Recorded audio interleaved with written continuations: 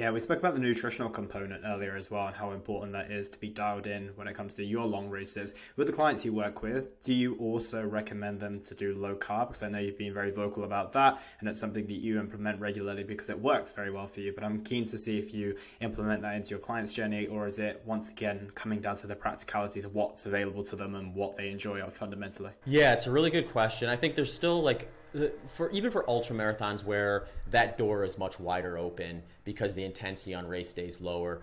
Like you get like marathon, especially competitive marathoners or people who are trying to go all out for like a couple hours. It's a hard sell at that point because at that point it's just the process of breaking down fat and converting it into energy is going to be slower. There's just no way around that. Like you're not going to speed that up to the point where you're going to be able to metabolize fat quicker than you are like muscle glycogen.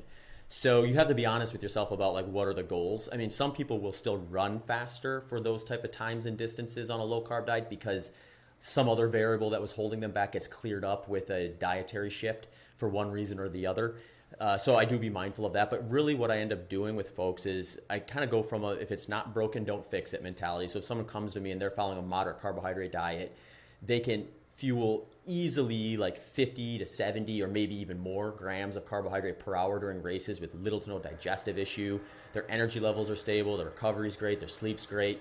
I'm not going to be like pushing them to go low carb or anything like that. Then I'll get people who come to me who are already low carb, and since I am vocal about that process being part of my strategy, I get a lot more people who are already in that world because they, if they're looking for a coach and they see that, I've been doing a low carbohydrate diet for nearly 11 years, I think they just assume I'm going to have more experience with it, both working with other people as well as myself, and maybe knowing how to kind of navigate some of the pitfalls with it, or at least show them whether they're doing it right or wrong.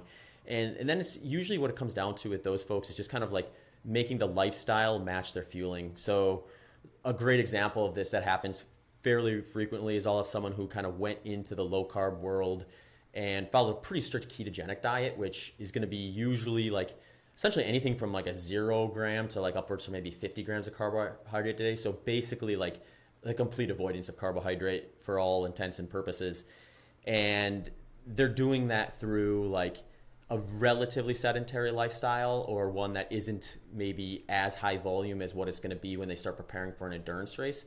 And it's just like talking them through like what they're doing with that lifestyle change, where you're essentially putting your metabolism on fast forward. You're asking your body to turn over muscle glycogen much quicker than you were before. So you can't rely on things like gluconeogenesis to provide you with the right amount of muscle glycogen to get through that long workout that's got some intensity built into it, or a race that's 12, 16, 24 hours long or something like that, if you're going to be tapping into those. There's still it's still like undetermined really, like when you start getting those really long distances, like 20, 24 hours and stuff like that, whether like someone on a strict ketogenic diet would need to be supplementing with a carbohydrate because the intensity can be quite low at that point. So there is a window when you get to really long where I would be a little less resistant in saying like this is the path forward if someone says that's working well for them.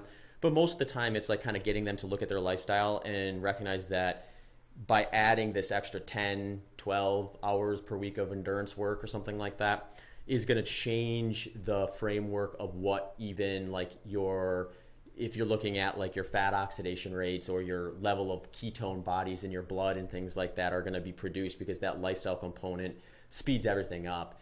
And that just means usually a little bit of a different starting point that's a little more accepting of more carbohydrates than what they would have had before, but still very much low compared to the higher numbers of like 60, 70, sometimes even 80% of their diet coming from carbohydrate when they're in the moderate to high kind of category. So putting that into perspective is usually like the best way forward. So I tend to try to be like a little bit more of like an information reserve in terms of like what questions you have about this, what is your reason for doing it, and then helping them work through that and ultimately finding out on race day, everyone's goal is to defend muscle glycogen.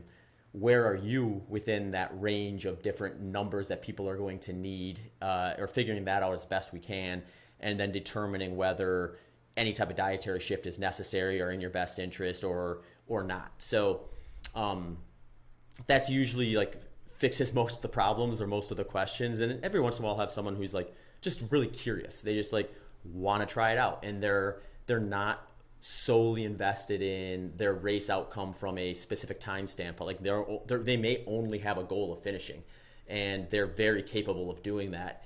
And they also want to explore low carbohydrate nutrition.